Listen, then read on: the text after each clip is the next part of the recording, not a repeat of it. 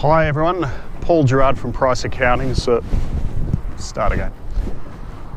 Hi everyone, Paul Gerard from Price Accounting Services. In this session we're going to talk about tax residency. Now, it's really important to get this one right, okay? Two simple rules. You can either be a non-resident or a tax resident, but some people try and chase one or the other, hoping to find that they fit into one or the other because there might be some perceived tax benefit. But often they make these decisions without tax advice or without good tax advice, and they get it wrong. There can be serious problems with that. So I'm going to just explain a little bit about what the tricks are so that you might be able to even self-assess your information, and we can show you the tools that you can use to do that. Okay, so what are the two types of tax residents we talk about? We talk about inbound and outbound. Now, if you're an inbound person, there is a test of residency based on the number of days, okay? And that's quite relevant. But there's also an outbound test for residency.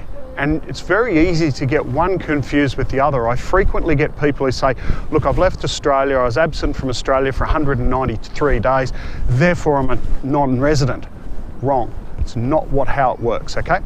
So, tax residency calculation tools are available on the ATO website, but it's important you know which one you're answering, the inbound or the outbound. And they don't make it easy. Both calculators are slightly different. The most common one we see, is outbound. Somebody says, I went to England to work for 18 months. Am I a tax resident or am I a UK tax resident? The simple answer is you need to look at the reasons why you went there and whether your intention was to more or less be there permanently, okay?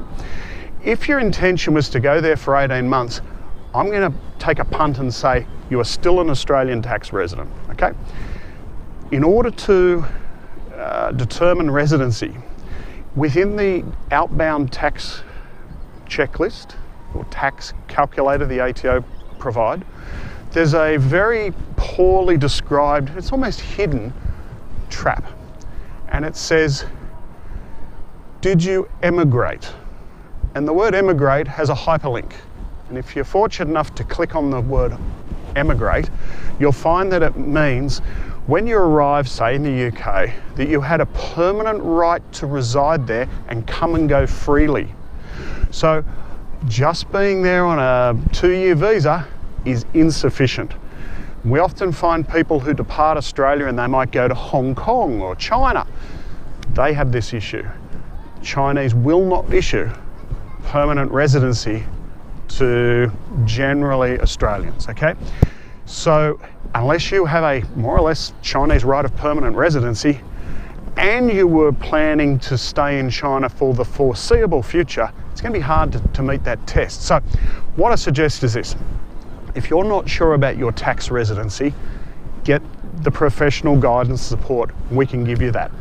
We're happy to walk through that checklist and retain it on file, so if a dispute ever arises, we've got the records to show your decision-making process, and it becomes binding advice on the commissioner, but provided you correctly completed the checklist. So that's why we say you might need professional guidance support. And that's what we can help you with. We hope that's been helpful. Have a check out the ATO website, the tax residency calculators, the two of them, remember?